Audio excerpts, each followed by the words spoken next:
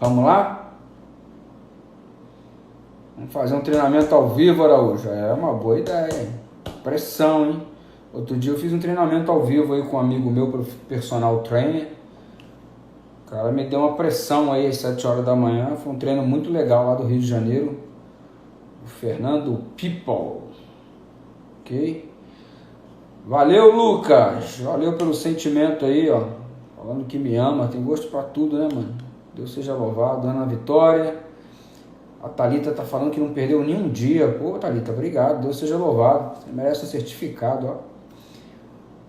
Ok. Matheus chegando por aí. Boa noite, Neves Mariana, Miriam Santos, Amarildo, Barbearia, pai e filho, Július, obreiro bíblico aí de Jesus, Mary Soares, o que o Rio está dizendo que quer certificado, casa caiu pro meu lado já. Sami, Cris, beleza, gente querida, vamos lá. Estamos estudando em média um capítulo por dia. Estamos estudando um capítulo por dia, em média 1 hora por dia. O Adriano Guimarães já está querendo um certificado de 22 horas de estudo do Apocalipse, ó. Tá bom. Gente, hoje é um dia um pouco triste, porque aqui em Lauro de Freitas, bem pertinho de mim, aqui em Arembepe, aqui, morava um cara top chamado Gilton, líder aí de jovens da região, um cara que montava som LED, cara apaixonado pelo Ministério Jovem, conhecidíssimo em toda a Bahia. E o Gilton hoje descansou no Senhor. Ele entrou num processo cirúrgico, já tem uma semana e pouco atrás, aí fez uma cirurgia, foi com uma dor de cabeça pro hospital. Cara novo, mano, 39 anos de idade, foi pra uma dor de cabeça, enxaqueca, né? Ele tinha sempre crise de enxaqueca. Foi pro hospital, chegou lá, descobriu que era um tumor, o médico abriu, fez a primeira cirurgia, não foi suficiente, teve que fazer outra cirurgia. E o nosso amigo hoje foi diagnosticado com morte cerebral. Foi comunicado aqui pra gente hoje, muita tristeza no coração, a gente estava lá arregaçado lá em casa, mas é ruim, né? Enquanto estamos nesse mundo aí, estamos nos despedindo momentaneamente das pessoas que amamos.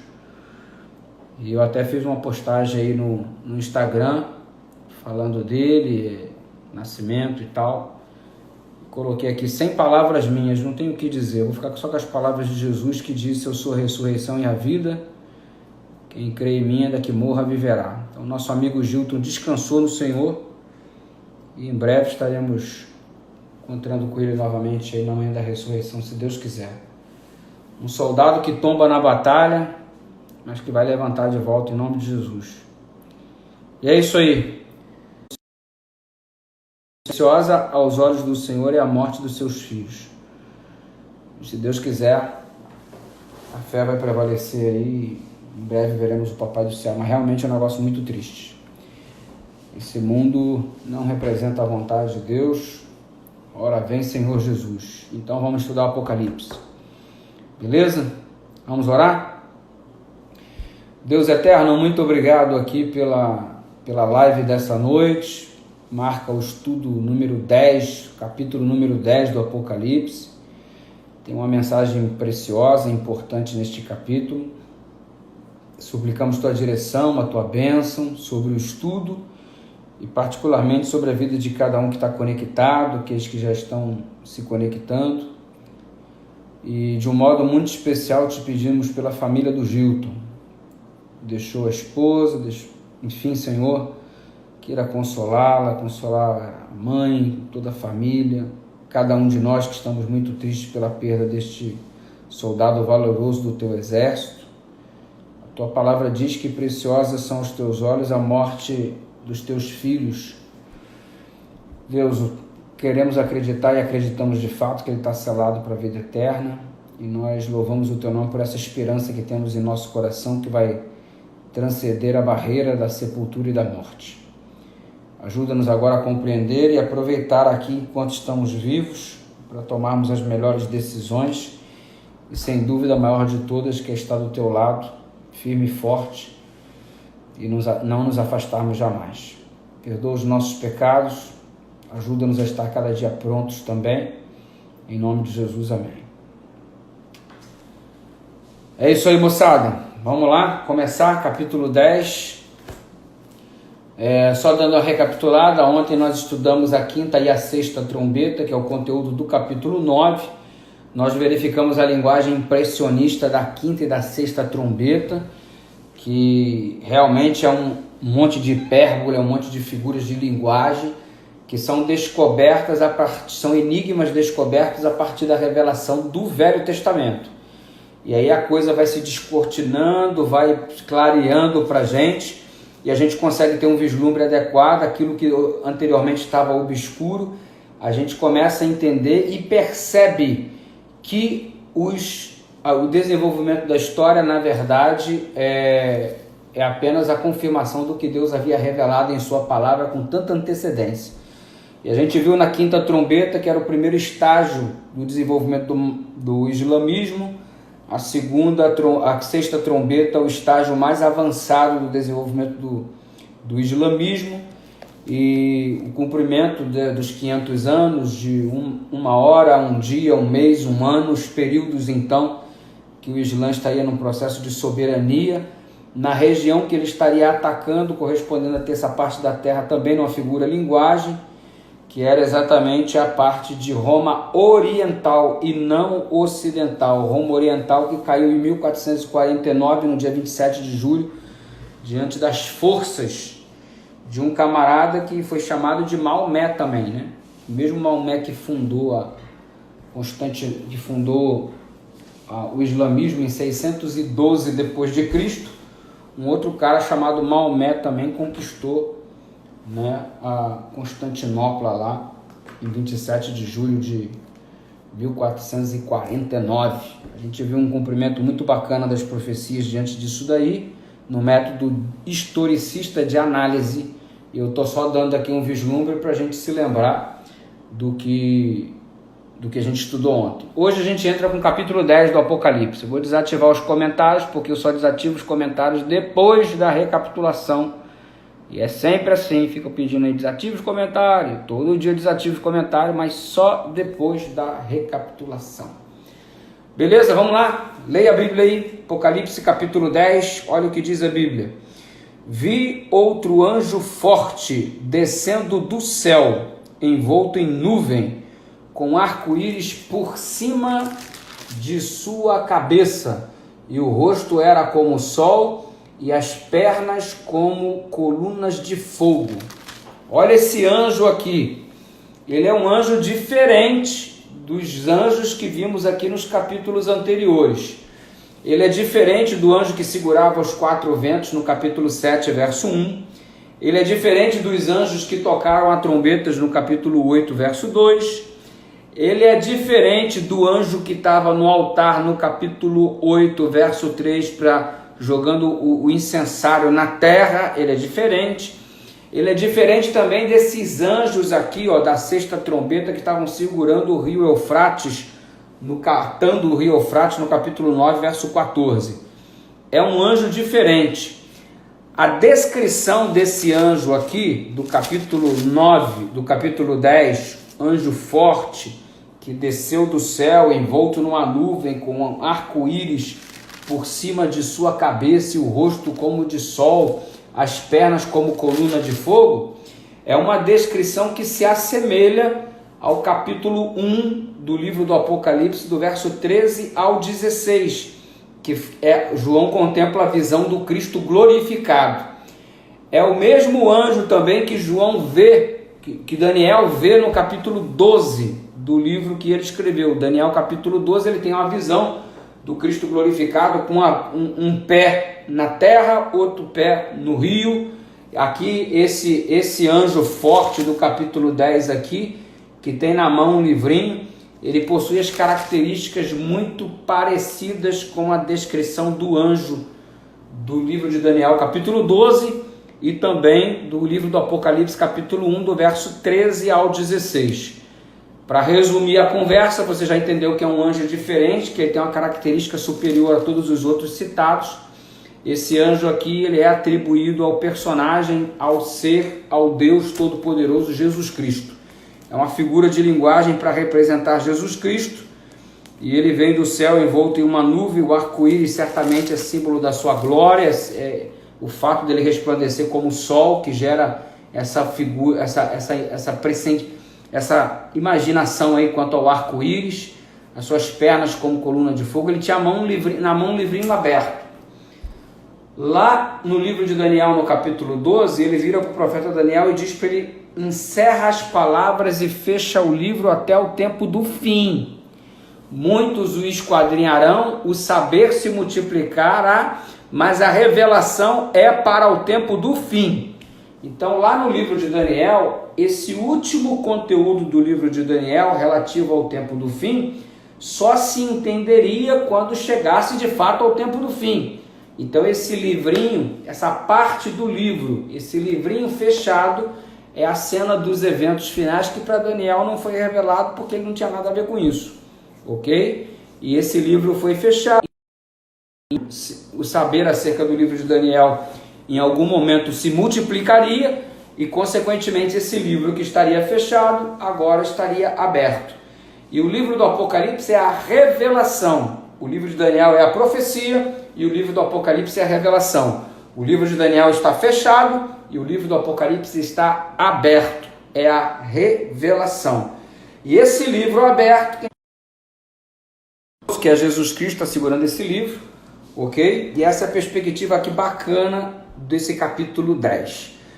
Pôs o pé direito sobre o mar e o esquerdo sobre a terra, o verso 2. Isso significa um domínio e um controle completo do planeta. Lembra que isso aí não é uma terminologia nova. A Bíblia já apresenta, né? Do Senhor é o céu, a terra, o mar é a fonte das águas. E viu o anjo voando pelo meio do céu, todo o evangelho eterno, para pregar a todos os que assentam sobre cada nação, tribo, língua e povo. Ou seja, o mandamento do sábado, né? Que fez o Senhor os céus, a terra, o mar e tudo que nele há.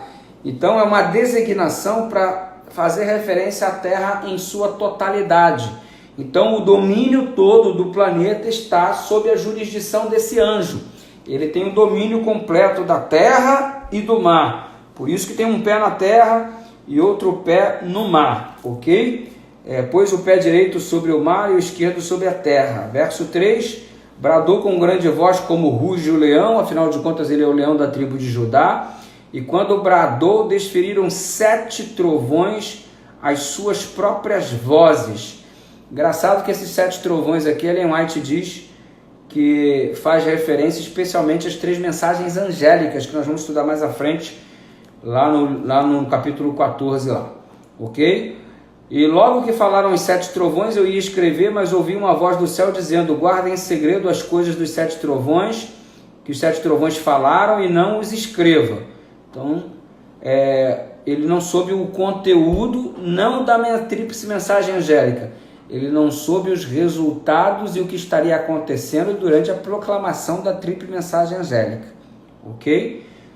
O verso 5 diz assim: então o anjo que vi em pé sobre o mar e sobre a terra levantou a mão direita para o céu e jurou por aquele que vive pelos séculos dos séculos, mesmo que criou os céus, a terra, o mar e tudo que neles existe, já não haverá demora. Essa palavra para demora aí é cronos. Já não haverá mais tempo, já não haverá mais profecia. Então, no lugar de não haverá mais demora, também outras traduções dizem: o tempo não mais se prolongará. E a determinação aqui é que as profecias concernentes a datas terminaram. A última data foi a exibida pelo livro de Daniel, que marcaria o tempo do fim, e que no mesmo capítulo, o capítulo 12 do livro de Daniel, além de estabelecer o tempo do fim como sendo o final dos 1260 anos, ainda soltou a profecia dos 1335 anos, que disse assim: bem-aventurado aquele que vive até 1335 anos. 1260 anos, terminou em 1798 com a Revolução Francesa. Eu acho que você já sabe isso daí, ok? E foi o início do tempo do fim. Então deixa eu te falar uma coisa, eu vou explicar rapidinho para quem não não recebeu a explicação em algum momento,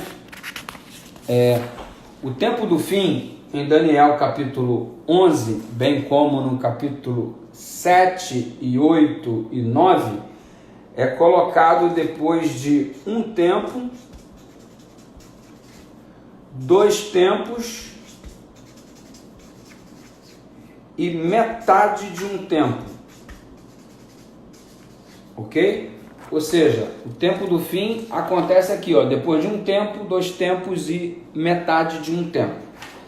Aí começaria o tempo do fim. Nessa ocasião, Daniel, capítulo 12, o saber se multiplicará. Verso 4 do capítulo 12 de Daniel diz isso. O pessoal vai começar a entender o que eu acabei de dizer para você, porque vai estar no tempo do fim e o conhecimento sobre o teu livro se multiplicará. Você não sabe agora porque não é para você, mas o pessoal do tempo do fim vai saber. E quando que é o tempo do fim? O Daniel perguntou. Aí o anjo disse, depois de um tempo, 2 tempos e metade de um tempo. Que já havia sido revelado lá no capítulo 8 e no capítulo 9. Ok? Desde a ordem para restaurar e edificar Jerusalém, aí começa a contagem dos 2.300 anos, e o estabelecimento do chifre pequeno demoraria um tempo, 2 tempos e metade de um tempo. E o chifre pequeno é o momento em que Roma cristã se transforma em Roma papal para desenvolver as características do capítulo 7, verso 25 de Daniel. Mudar os tempos e as leis, perseguir os santos do Altíssimo. Mas para não complicar a sua cabeça, só para refrescar o que a gente já sabe, ou mesmo que você não saiba, para você não ficar boiando, um tempo é igual a um ano. 2 tempos, 2 anos. Meio tempo, meio ano. Ok? Então, se eu tenho um tempo, eu tenho um ano. Se eu tenho 2 tempos, eu tenho 2 anos. Se eu tenho meio tempo, eu tenho meio ano. Porque a própria Bíblia me interpreta que um tempo é igual a um ano. Agora, a Bíblia também me diz que um dia é igual a um ano. Um ano tem 360 dias. Dentro do cálculo profético do modo de contar do tempo bíblico. 2 anos 720, meio ano 180. Então, esse período de um tempo, 2 tempos e metade de um tempo, equivale a 1.260 dias, que são 1.260 anos. Tá, então o tempo do fim vem depois desses 1.260 anos. Quando que termina esses 1.260 anos? A profecia indica que era no momento em que os 1.260 anos, para saber quando termina, você precisa saber quando que ele começa. Ele começa no momento em que o chifre pequeno, que é o sistema romano em sua fase papal, não em sua fase pagã, assume as prerrogativas que pertencem a Jesus e o domínio de tudo. E quando é que a Igreja Católica assumiu o domínio de tudo? Isso aconteceu no ano 538. 538 depois de Cristo. Ou seja, em 538, quando os ostrogodos, que era a tribo bárbara que se opunha ao poder papal, eles foram destruídos, foram os vândalos, os érulos e os ostrogodos. Você lembra que Roma tinha 10 chifres, 3 precisavam ser destruídos, ok? 3, e um pequeno ia surgir. Então, os 3 que se opunham ao sistema papal foram os vândalos, érulos e ostrogodos. Os ostrogodos foram os últimos a serem destruídos. Quando foram destruídos, em 538, se estabeleceu a supremacia do chifre pequeno, que era a característica descrita no versículo 25 do capítulo 7. Ok? Isso começou em 538, 1260 anos, aí a gente chegou em 1798. E o que aconteceu em 1798? A Revolução Francesa. Você nem precisa decorar isso aqui não, é só para você entender e não ficar boiando naquilo que eu estou te falando. Com base no que o pastor está falando isso? Para você não ficar viajando na maionese? Então eu estou te contextualizando, mesmo porque a gente não está estudando agora o livro de Daniel, a gente está estudando o livro de Apocalipse. Então eu estou te contextualizando para você não ficar boiando aqui em cima dessa declaraçãozinha tão simples: não haverá mais tempo. Então, para que você saiba que não haverá mais tempo, eu estou te explicando por que não vai haver mais tempo. Você não ficar viajando na maionese.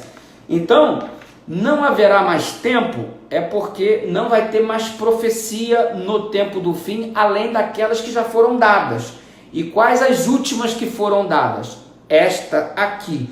dos 1260 anos, que marca o início do tempo do fim, e a outra dos 2300 anos, que marca o início do juízo no céu, no santuário celestial.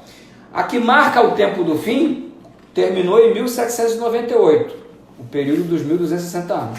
Então deixa eu te falar uma coisa e pôr uma coisa definitivamente na sua cabeça, tá bom? Para você não esquecer jamais. Por que nós estamos no tempo do fim? Ah, porque tem terremoto, porque tem coronavírus, estou no tempo do fim porque o amor se esfriou das pessoas, porque tem guerras e rumores de guerras. Para com isso, deixa de ser bebê na fé. Você está no tempo do fim não é porque essas coisas existem, essas coisas sempre existiram, eu já te falei isso. Peste, coronavírus, a gripe espanhola foi muito pior, matou 45 milhões de pessoas. Peste, coronavírus, a peste bubônica foi muito pior. Estima-se que de 70 a 200 milhões de pessoas morreram. 1/3 da população do planeta desapareceu lá em 1335 em diante. Ok? Então, peste sempre existiu. Já teve aí a dengue, já teve H1N1, já teve ebola, já teve um monte de praga aí. A AIDS surgiu algumas décadas atrás, o câncer era uma desgraça, está aí. Inclusive ceifou a vida do nosso amigo. Então você vê que a praga, a peste já existe há muito tempo, ok? Agora a lepra no tempo de Jesus era uma realidade, então você vê que a peste já existe há muito tempo. Nós não estamos no tempo do fim porque tem peste. Nós não estamos no tempo do fim porque tem terremoto. Terremoto já aconteceu um montão, mano. Aconteceu um montão. Estamos no tempo do fim porque tem guerra? Ô, mano, olha para a Bíblia. Você quer ver um período de guerra mais intenso do que o do Império Romano, pelo amor de Deus? Séculos e séculos de briga, de guerra, de gente matando gente. O próprio povo de Deus, tu olha aqui o tempo antes de Cristo, era sempre os israelitas degladiando com os filisteus, se degladiando com os amorreus, com os moabitas, com amonitas. Enfim, o pau sempre quebrou, irmão. E nem necessariamente isso era o tempo do fim. O tempo do fim é porque a profecia que indica que começaria o tempo do fim aconteceu. E em 1798, então aconteceu de fato o início do tempo do fim. E 1798 marcou o que? Exatamente a prisão do Papa Pio VI na Revolução Francesa por ordem do Napoleão. E esse poder, essa supremacia romana, que era o Papa que mandava, caiu por terra. Diante disso daí, estamos numa era de quê? Estamos num período da Reforma Protestante, que estourou em 1517. Os luteranos, os calvinistas, os anglicanos, e todos os anos da vida estão aí. Depois surgiu os mileritas apontando a volta de Jesus e aquela coisa toda, e isso tudo foi acontecendo. E neste movimento de reforma desde Lutero, o próprio Lutero foi um cara que estudou demais o livro de Daniel e o livro de Apocalipse, né? Esses reformadores todos, e especialmente os mileritas, da onde posteriormente surgiu o movimento adventista que fazemos parte, era um pessoal que começou por baixa qualidade, né? Então a queda do sistema papal fez o pessoal abrir os olhos para o quadro profético. E a galera começou a estudar. E aí cumpre-se a profecia de Daniel 12:4, que diz que o livrinho que estava fechado foi aberto, porque a profecia começou a ser entendida, coisa que Daniel na época não entendeu. Então de fato estamos no tempo do fim. E o mesmo capítulo 12 do livro de Daniel, que mostrava que estávamos no tempo do fim, ele disse: bem-aventurado e santo é aquele que espera 1335 dias. Ou seja, depois de 1260 anos, que vai terminar aqui em 1798, se 1260 anos, aquele que esperar até 1335, o cara chegaria a 1844.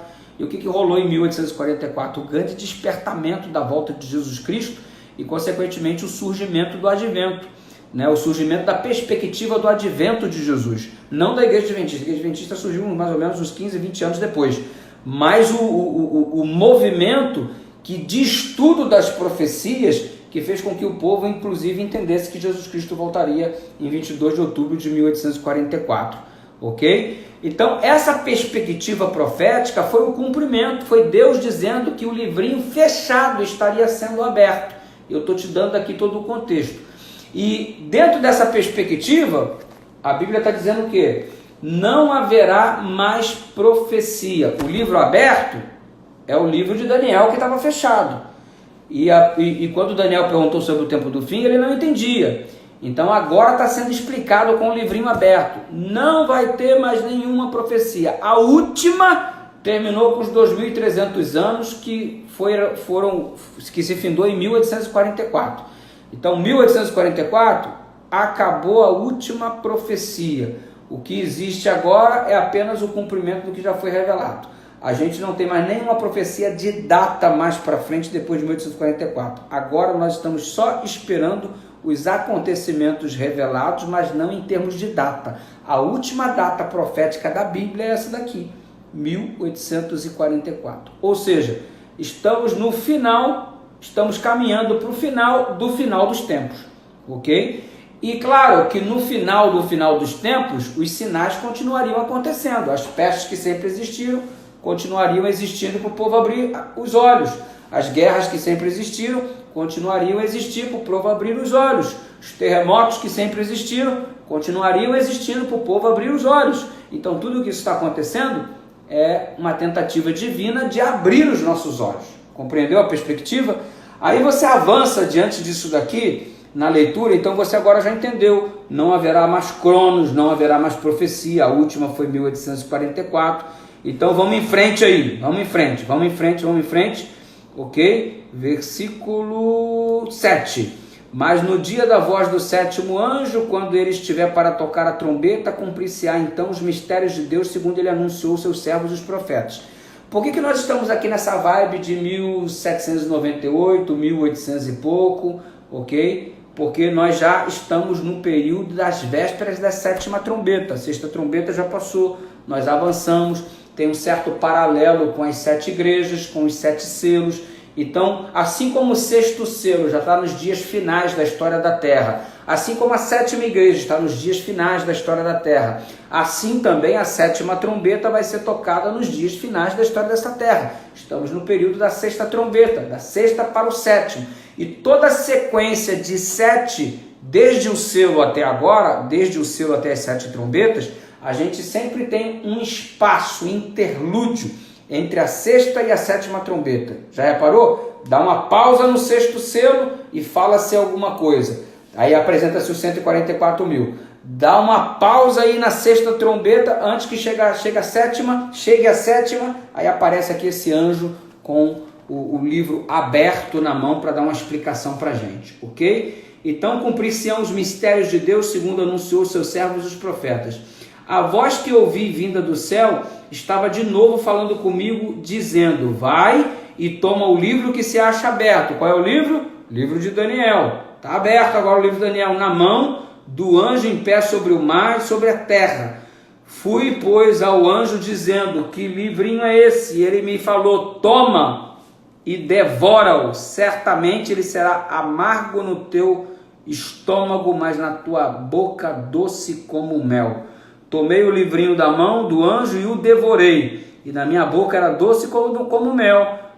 Quando, porém, comi, o meu estômago ficou amargo.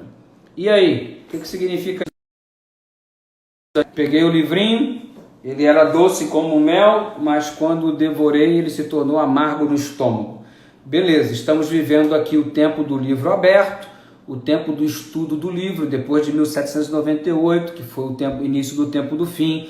E aí surgiram os movimentos de estudo do livro de Daniel, concomitantemente do livro do Apocalipse. A galera começou a voltar os olhos para os sinais da volta de Jesus, que surgiram especialmente mediante a queda do sistema papal, a Revolução Francesa, e houve uma avalanche, e começou a surgir Sociedade Bíblica na França, Sociedade Bíblica de Genebra, Sociedade Bíblica aqui, Sociedade Bíblica ali, e foram explodindo as Sociedade Bíblica. A Bíblia passou a ser muito divulgada, muito estudada, e todo mundo estudando a profecia. Os jornais anunciavam, inclusive, a perspectiva da volta de Jesus por parte dos crentes lá nos Estados Unidos da América, o movimento milerita. Então a coisa tomou um escopo mundial. A galera, o planeta começou a se preparar para a volta de Jesus, porque segundo a profecia, aparentemente ele voltaria em 1844, e ainda marcaram a data, 22 de outubro de 1844, que era exatamente o final dos 2.300 anos,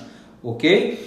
Porque o Daniel perguntou assim, até quando que vai continuar isso daí? Essa abominação da desolação, o ministério de Cristo sendo ofuscado, toda essa impiedade imperando. Aí o anjo disse para ele, até 2.300 tardes e manhãs, vai ficar isso daí. Depois a verdade vai vir à tona depois desse período. Ou seja, e o santuário será purificado. A purificação do santuário, no vislumbre do Velho Testamento, era o dia da expiação, que era o dia do juízo. Então o pessoal entendeu assim, bom, o santuário vai ser purificado quando terminar os 2.300 anos, então Jesus volta. Ao invés deles pensarem que era o início do juízo, eles concluíram como sendo o final do juízo. E você já sabe que terminando o juízo no céu, Jesus volta. E os caras pensaram, se é o término do juízo, então Jesus vai voltar. E aí, no final dos 2.300 anos certinho, 22 de outubro de 1844, a data certíssima, que era o final dos 2.300 anos, mas o evento errado. Ou seja, era muito doce, depois de ter estudado o livro de Daniel, imaginar que Jesus ia voltar. Todavia se tornou muito amargo a decepção que isso causou. Uma galera vendeu tudo o que tinha, distribuiu para os pobres para guardar a volta de Jesus. Uma galera se desfez dos seus bens. Tem até história de gente que morreu uma semana antes e a família nem chorou, porque uma semana depois já iam se encontrar novamente, porque Jesus estaria voltando dentro de uma semana. Então foi um negócio que movimentou, saiu no jornal, foi uma movimentação violenta demais. E aí veio o grande desapontamento. E o resultado é que muita gente se afastou da religião, se afastou dos estudos da Bíblia depois que o desapontamento aconteceu. Já que Jesus está voltando, vamos todo mundo se preparar. Já que ele não voltou, e a galera esfriou, um monte de gente debandou da fé, ficando somente um pequeno grupo remanescente que posteriormente fundou o movimento adventista do sétimo dia, que fazemos parte hoje, ok? Agora, essa decepção, ela não deveria causar o estardalhaço que causou, no sentido da galera desanimar da fé. E eu vou explicar por quê. Porque diz assim o verso 11, então me disseram, é necessário que ainda profetizes a respeito de muitos povos, nações, línguas e reis. Ou seja, vocês vão ter que estudar mais, vocês vão ter que profetizar mais. Ou seja, a decepção vivida pelo povo do Advento em 1844 estava profetizado pela Bíblia, por Deus pela Bíblia, desde o ano 100 depois de Cristo. E agora eu vou ler um texto para você de Ellen White, que pelo menos ao meu coração falou muito forte, que é o que está em Mensagens Escolhidas, volume 2, página 109. Diz assim, ó, a decepção dos que esperavam ver o Senhor em 1844 foi, na verdade, amarga para os que haviam tão ardentemente antecipado o seu aparecimento. Agora olha isso aqui que é forte, ó. Achava-se no desígnio do Senhor que viesse desapontamento e se revelasse os corações. Ou seja, era o desígnio de Deus que o desapontamento acontecesse. E isso foi revelado na palavra por João no ano 100. A mensagem seria doce como mel, mas quando experimentada de verdade, amargaria no estômago, que foi a decepção. E era o desígnio de Deus que o povo enfrentasse a decepção. Tanto era desígnio que ele revelou. E aí o texto Ellen White continua dizendo assim, ó, não baixa sobre a igreja nenhuma nuvem para a qual Deus não esteja preparado. E continua dizendo, nenhuma força oponente se tem erguido para opor-se à obra de Deus que ele não haja previsto. Você acha que a decepção Deus não havia previsto? Você acha que o grande desapontamento Deus não havia previsto? Você acha que alguma coisa apanha Deus de surpresa? Óbvio que não. Aí Ellen White diz assim, tudo tem ocorrido como ele predisse. Está aqui, ó. Doce na boca, amargo no ventre. Tudo tem acontecido como ele havia previsto, por meio dos seus profetas. Não tem deixado a sua igreja em trevas, abandonada, mas traçou em declarações proféticas o que tinha que acontecer. E mediante suas providências, agindo no lugar indicado já na história do mundo, ele executou aquilo que seu Espírito Santo inspirava os profetas a predizerem. Ou seja, Deus executou um negócio que ele já havia previsto, ok? E por quê? É para exatamente separar quem era dele de verdade ou não. Porque o elemento que distingue o joio do trigo é a provação, sabia? Os dias de dificuldade é que revelam o caráter. Exatamente. Quando a gente vê a casa cair é que a gente sabe quem é quem, irmão. Porque na hora da coisa todo mundo ama Jesus. Na hora da bonança todo mundo é fiel. Na hora da bonança é I love Jesus, praise the Lord, aleluia, glória a Deus e bababá. Na hora que a casa cai é que a gente sabe quem é crente de verdade, irmão. Porque Jesus passou o dia todo pregando lá na margem do Mar da Galileia. Quando ele entrou no Mar da Galileia e veio a tempestade, é que era a hora de saber se aquilo que o pessoal estava dizendo amém lá na beira do lago, agora ia ser realidade no momento de enfrentar a tempestade. Então é agora, no momento do coronavírus, que tu mostra que tu é crente de verdade, sujeito. É agora, quando o câncer bate a porta, que tu mostra que tu é crente de verdade. É agora, quando você enfrenta o vale da sombra da morte, que você exibe se tu é crente de verdade ou não. Então esses processos de dor e de sofrimento é uma pedagogia utilizada, aproveitada por Deus para nos ensinar quem é que fica em pé, quem é que está, ou para ver de verdade qual é a nossa verdadeira situação. Então o verso 11, quando diz importa que profetizes outra vez, é que esse livro que tinha sido devorado tem que ser estudado de novo. É que essa Bíblia que foi analisada, comida, devorada, tem que ser comida, avalizada de novo. E eu quero que você ponha na sua cabeça agora, isso que para mim é o momento mais importante da live. Se você não prestou atenção em nada agora, você presta atenção nisso aqui agora. Deus mandou o cara devorar o livro.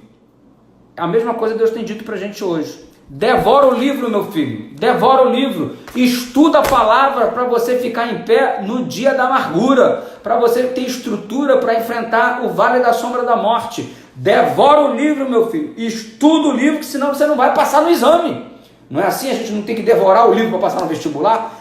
Estuda o livro para você entender como é que as coisas funcionam e você consiga obter a direção da minha parte, diz o Senhor, para você encontrar aí a aprovação que eu quero te dar. Devora o livro. E devorar o livro não é tratar esse livro com idolatria, não. Beleza? Não é tratar Daniel e Apocalipse e toda a escritura sagrada com idolatria, não. Isso aí é bibliolatria. E bibliolatria é pecado. Tem gente que vai se perder porque em vez de adorar a Deus, o Deus da Bíblia está adorando a Bíblia do Deus. Olha o perigo aí. Olha o perigo. Então, eu respeito a Bíblia. Eu respeito a Bíblia. E o respeito à Bíblia, qual é o grande respeito à Bíblia? O respeito à Bíblia não é isso aqui não, ó. Tipo isso aqui. Não coloca nada em cima da Bíblia não, que a Bíblia é santa. Não é esse o respeito da Bíblia. Respeitar a Bíblia é você colocar em prática o que está aqui, ó. Isso aí, se você tem respeito pela Bíblia, aí você adota o que ela ensina para a tua vida. Respeito pela Bíblia não é respeito simplesmente pelo livro, é colocar em prática aquilo que o livro diz. Aí é respeito de verdade, beleza? É tipo assim, não adianta você na frente da mãe ficar quietinho, quando você vira as costas, você fala mal da tua mãe para todo mundo. Respeito pelo marido ou pela esposa, tu tá na frente, tu fica quietinho, quando tu vira as costas, tu fala mal do marido para esse colega e tu fala mal do marido, da mulher para os amigos. Então tu não tem respeito. Respeito não é o que faz simplesmente com o livro, mas é a atitude que você toma na sua vida em relação aos ensinamentos dele. Isso é respeito pelo livro, ok? Porque esse negócio assim, não põe nada em cima da Bíblia, porque eu respeito a Bíblia. Não, e se o cara que pôs alguma coisa em cima da Bíblia falar assim, não, eu estou colocando em cima da Bíblia porque para mim a Bíblia é a base de tudo. Então, tudo eu coloco sobre a Bíblia porque ela é o alicerce, ela é o fundamento para todas as coisas. Tu vai dizer o quê, irmão? Tu vai dizer o quê? E se o outro falar assim, não, eu coloco a Bíblia sobre todas as coisas porque nenhum livro é superior à Bíblia. Tu vai dizer o quê, irmão? Tu vai dizer o quê? Isso aqui que é respeito pela Bíblia? É só a atitude de colocar a Bíblia em cima de qualquer livro, ou qualquer livro em cima da Bíblia para dizer que é a base, ou a Bíblia em cima de qualquer livro para dizer que está acima de tudo. Isso aí é o respeito pela Bíblia? Respeito de verdade pela Bíblia é colocar em prática o que a Bíblia ensina. Então, ao invés de idolatrar o livro, é um livro especial? É um livro especial. A gente respeita mais do que qualquer livro, mas não adora o livro não. A gente respeita no sentido, e o nosso respeito é colocar em prática o que o livro diz pelo poder do Espírito Santo. Então, fica centrado aí, não seja um crente desequilibrado e tal, não sei o quê. porque senão, meu irmão, em vez de dar bom testemunho, vai ser uma tragédia para a igreja. Então fica esperto aí, ok? É um livro plenamente humano? É um livro plenamente humano? Se você me disser que é um livro plenamente humano, então como é que eu chamo de palavra de Deus, se é tudo homem? E se é um livro plenamente divino, como é que foram usados os homens pecadores para a composição desse livro, se ele é plenamente divino? Não é plenamente divino, porque senão seria complicado ter participação humana se ele é plenamente divino. Agora também não é plenamente humano, porque senão não seria divino. É um livro divino humano, a semelhança de Jesus Cristo, que é divino humano, único do gênero. Esse aqui é um livro único dentre todos os livros existentes. É por isso que a gente respeita. É um livro divino humano, palavra de Deus sendo usada como instrumento humano. Pedro fala sobre isso, 2 Pedro capítulo 1, verso 20 e 21. Homens santos falaram da parte de Deus, movido pelo Espírito Santo. É a linguagem de Deus colocada numa linguagem humana. É a mensagem de Deus não exibida na linguagem divina, porque senão a gente não entendia.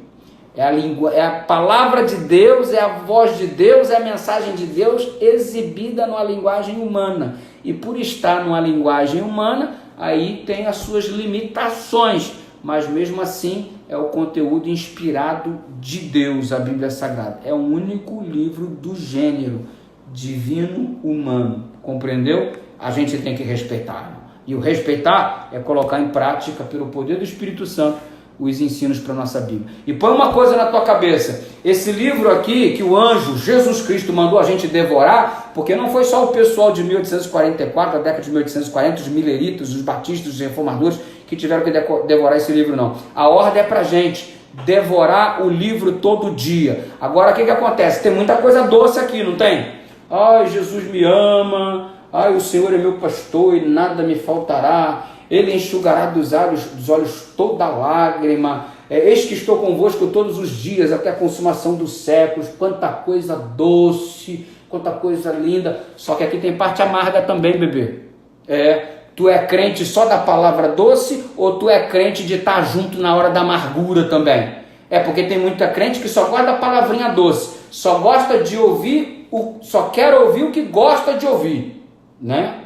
A mensagem do Jesus te ama. Essa é a mensagem que todo mundo gosta de ouvir. Todo mundo gosta de ser amado, de ser abraçado, de ser beijado. E na hora da responsabilidade, na hora do amargo, como é que é? Então, tu tem que ser crente do doce, mas tu também tem que ser crente do amargo. Porque tem uma galera aí que só quer ser crente do doce. Na hora do amargo, o pessoal pula fora quando o circo aperta. E aí, crente assim, meu irmão, então tu não é joio, irmão, tu é trigo. Ou melhor, tu não é trigo, tu é joio, se tu pula fora na hora do amargo. Aí o que aconteceu? Teve o desapontamento, a hora da amargura, uma galera vazou. Não, eu quero ser mais crente, Jesus não veio, estou decepcionado, não é aquilo que eu pensava, não é aquilo que eu queria. Ai, minha vida acabou, que eu fiquei tudo em função disso e tal, Deus me esqueceu, tudo é mentira, a palavra não é verdade, pulou fora. Então, só queria ser crente na hora do doce, na hora da amargura, pula fora. Na hora que Jesus estava sendo crucificado, o Pedrão pulou fora, queria ser crente só da doçura. Eu quero reinar, eu quero estar do teu lado direito, no teu reino. Qual vai ser a nossa posição diante do teu reino, quando o Senhor se tornar rei e tal, não sei o quê. Ficavam brigando, só queria dar doçura. Na hora da amargura, o Pedrão pulou fora. Depois, graças a Deus, se arrependeu. Na hora da amargura, o Judas pulou fora. Esse não se arrependeu, só criou remorso e cometeu suicídio. E você? Tu é crente com Jesus só na hora da doçura, ou na hora da amargura tu tá junto, sendo fiel até a morte? O Daniel, na hora da amargura da cova, tava junto, mano. O Sadraque, o Mesaque e o Abednego, na hora da amargura, tava colado, irmão. O João, os discípulos depois, todo mundo coladaço. Na hora do doce e na hora da amargura. Porque se tu é crente com Jesus na hora do doce e da amargura, daqui a pouco é doce eternamente. Agora, se tu tá fugindo da amargura aqui para ficar só com a partezinha doce, então tu vai ficar com a amargura eterna, que tu não vai fazer parte do reino, não. É igual casamento, é na saúde e na doença, na riqueza e na pobreza. Casou com Jesus, tem que ser na hora da bonança e na hora da tempestade, tem que estar junto o tempo todo. Agora tem crente que só quer estar junto na hora da bonança, na hora da tempestade e pula fora. Aí eu não entendo. Aí não funciona, meu irmão. Aí não funciona. Esse livro aqui, que tivemos a ordem de devorá-lo, esse livro aqui, a preço de sangue, moçada. Só para você ter uma ideia, no mês de fevereiro, no dia 22 do ano 303 depois de Cristo, o Diocleciano baixou um decreto. Todo mundo que tem Bíblia vai entregar, porque senão vai morrer. Ei, foram 10 anos de perseguição. Fevereiro de 303, o edito de Nicomédia, até março de 313, com o edito de Milão encerrando a perseguição. 10 anos de galera morrendo por causa da Bíblia. Isso aqui foi chegado até nós a preço de sangue. Gente morreu para que isso aqui tivesse nas nossas mãos hoje. O diabo matou muita gente para impedir esse livro de chegar a gente. Isso aqui é preço de sangue. Isso aqui não é um livro qualquer. É um livro divino, humano, que chegou a gente por preço de sangue. Teve um sínodo, o sínodo de Toulouse, no ano de 1229. Leigos eram proibidos, qualquer membro comum do povo era proibido de ter acesso à Bíblia. O acesso à Bíblia era só para sacerdote ler, ninguém mais, porque ninguém ia entender, era só o sacerdote, ele dava a interpretação que quisesse, e se você quiser aceitar, não. Então passou a ser o que a igreja dizia, não aquilo que você podia conferir na palavra. Aí veio o concílio de Tarrago, 1234, mandou todo mundo de novo. Quem tem Bíblia escondido, o soldado invadiu a casa, devolve. E queimaram um monte de crente que não quiseram devolver a Bíblia. Aí os valdenses morreram aos milhares. Massacre de São Bartolomeu, gente morreu à torta e à direita. Crente que não quiseram devolver a Bíblia, não quiseram abrir a mão da fé. Esse livro chegou nas a preço de sangue, meu irmão. Aí o que você faz hoje? Deixa aberto lá no Salmo 23, como se tivesse algum poder. A Bíblia é amuleto, por acaso? Ah, é o meu amuleto, vai trazer bons frutos para minha casa, aberto no Salmo 23. Aí fica aquela página amarela, cheia de poeira, aberto no Salmo 23. Salmo 91, tá lá o Salmo 91 aberto, aquele que habita nos esconderijos do Altíssimo, a sombra do Onipotente descansará, direi, meu Deus, Senhor, meu refúgio, meu refúgio, meu fortaleza, meu baluarte, me livrará do laço do passarinheiro, da peste perniciosa. Livra não, filho. Não é assim que a banda toca, não. O respeito que tu tem pela Bíblia não é esse que a Bíblia quer, que Deus quer. É colocar em prática o conteúdo, é devorar o livro, não é deixar o livro aberto lá. Tu vai devorar uma comida como? Tu deixa o prato em cima da estante e fica lá, exalando o cheiro. Devorar a comida é consumir a comida. Consome a palavra, leia a palavra, estude a palavra, marque a palavra, decore a palavra, pregue a palavra, cite a palavra, vai tuitar, põe a palavra, vai botar uma mensagem no Instagram, põe a palavra, viva pela palavra, todos pela palavra. Isso aí é devorar a Bíblia. E aí um sujeito miserável chamado Voltaire, que em 1778 morreu dizendo que o cristianismo ia sumir da face da terra em 100 anos. Se deu mal, mano. Se deu mal. O cristianismo aí está firme e forte. E a casa do cara que morreu dizendo isso, a casa do Voltaire, 20 anos depois foi comprada e transformada numa gráfica para a Sociedade Bíblica de Genebra imprimir Bíblia. O cara que disse que o cristianismo ia desaparecer da face da terra, teve a casa dele 20 anos depois da morte transformada em nada mais nada menos do que uma gráfica que imprimia a Bíblia para a Sociedade Bíblica de Genebra. Vai acabar o cristianismo? Esse aqui, ó, chegou pra gente a preço de sangue. Aí vem agora o evolucionismo idiota dizendo que tudo muda. E a Bíblia é um livro antiquado, antigo e tudo já mudou. Esses processos aqui não pertencem mais à nossa vida. E Deus não muda, Deus é antiquado, é ultrapassado, e a Bíblia não muda, é antiquada. Foi por um tempo lá atrás, agora já mudou. Não pode ter verdade absoluta, porque tudo muda, diz o evolucionismo. Não tem padrão moral, porque tudo muda. Não pode ter sentido para a vida presente um livro tão antigo. Não pode gerar esperança para o futuro um livro tão antigo. É o diabo argumentando para que você não devore esse livro, mas devora, filho. Devora no dia que ele é doce, mas devora no dia que ele é amargo também, em nome de Jesus. E depois veio o tal do racionalismo, dizendo que a Bíblia não é um livro racional, que não tem uma explicação num tubo de ensaio, num laboratório, que você coloca aqui, não tem explicação científica para as pragas, não tem explicação científica para isso, para aquilo outro. Ei, filho, Deus chamou a gente para viver numa dimensão superior. Estamos acima do que pode ser provado em laboratório. Nós estamos na dimensão chamada fé. Na dimensão chamada fé, mortos ressuscitam na volta de Jesus. Na dimensão chamada fé, o sol, a gente não vê todo o planeta de uma vez só, mas Jesus, quando vier, todo o planeta o verá de uma vez só. Como? Não sei. Isso é a dimensão chamada fé. Está acima. Na dimensão chamada fé, Lázaro, morto, depois de 4 dias em estado de putrefação avançado, levanta sob a voz do príncipe da vida, do príncipe Emanuel, aquele que é a ressurreição e a vida, quem crê nele ainda que morra viverá. Isso está acima da dimensão, a dimensão superior é a dimensão da fé. Então não vem evolucionismo dizendo que isso aqui é antiquado, não vem racionalismo dizendo que é impossível acontecer. Tudo é possível ao que crê, mas para crer, devora o livro não só quando for doce, mas também nos dias de amargura, porque a decepção, enquanto estamos nesse mundo, faz parte da vida do crente, mas ela vai saber, vai deixar claro se você é da fileira de verdade ou não é, em nome de Jesus Cristo.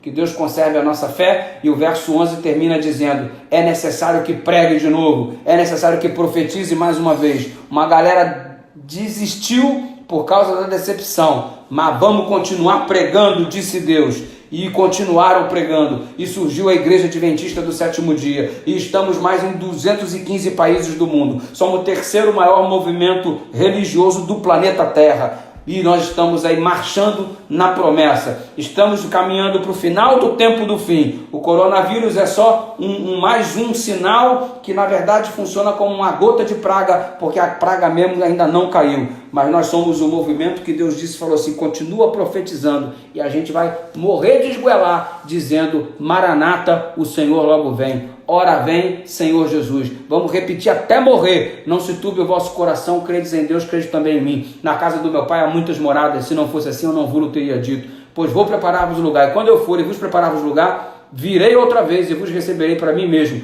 para que onde eu estou, estejais vós também. A gente não se cala, na doçura da pregação, mas é no dia da amargura também. E as decepções fazem parte. Mas ele falou, continue pregando apesar da decepção. E a igreja continua pregando, continua marchando. E que Deus nos abençoe, porque nada nos deterá, em nome de Jesus Cristo. Por isso que é a hashtag Todos pela Palavra. Coloca aí, hashtag Todos pela Palavra. Deixa eu ativar os comentários aqui. Hashtag Todos pela Palavra é a hashtag de hoje, em nome de Jesus. A live vai cair uns 4 minutinhos. Dá tempo de orarmos, dá tempo de você colocar Todos pela Palavra. Todos pela Palavra. Tem outra hashtag rolando já aí, devora o livro.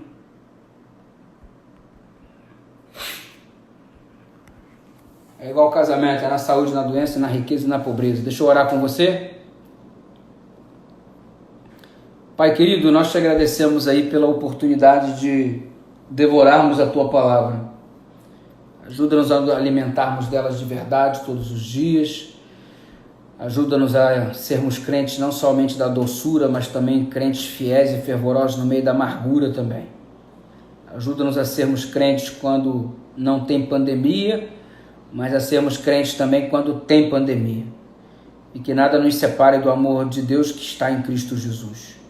Fortaleça a nossa fé e ajuda-nos a não usar a Bíblia como amuleto, porque afinal de contas, a preço de sangue ela chegou até a gente.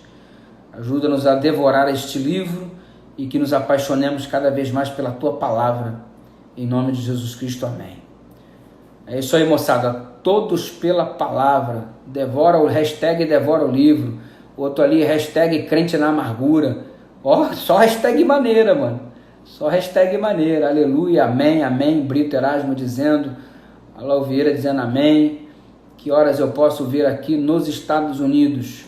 Eu não sei, porque tem que ver o horário correspondente daí, né? Eu acho que é 1 hora de diferença. Juliana aí Macedo presente, todos pela palavra, Adriano Guimarães também. Tamo junto aí. Valeu, todos pela palavra, João Filho. Amanhã, 9h30 da noite, o nosso estudo aí sobre Apocalipse, agora o capítulo 11, beleza? Então vamos estar junto em nome de Jesus, capítulo 11, se Deus quiser. Se quiser tirar um print de tela aí para depois publicar, convidando os amigos para amanhã. Estamos com a média aí de 500 pessoas, tem 1 minuto, tem 2 minutos para acabar a live. Então só mandando um abraço aqui, muito boa mensagem, o Marcelo está falando, Marcelo Mendes, abraço aí Marcelo Mendes, Pinheiro Débora, Concio, Rafael, ok, a Cássia 578, abraço Cássia, Araújo, muito lindo, Deus seja louvado por isso, Salomão fotógrafo, está na área, Islane, o Júlio, a minha amiga lá da Itália, Latrene, está aí, ó, enfrentando lá o corona lá, a Batista está por aqui também, Soraya 6674, Deus te abençoe aí, Latrene, Rafinha, abraço aí, Fernando Biomédico, Ricardo, abraço aí para vocês, galera de Buruticupu do Maranhão presente aqui, ó, Michele dando uma alô, Yasmin também está aqui, para Minas Gerais, um abraço, a Cris está dizendo que está amando, não está conseguindo assistir todos, abraço para você também, colada amanhã, a Liliane está dizendo, pastor faz apelo para o batismo aí, olha aí, a gente não está estudando agora o livro de Daniel, quer dizer que vai estudar com a gente, interpretei assim, não, o livro de Daniel a gente já estudou na lição do trimestre passado, né mano?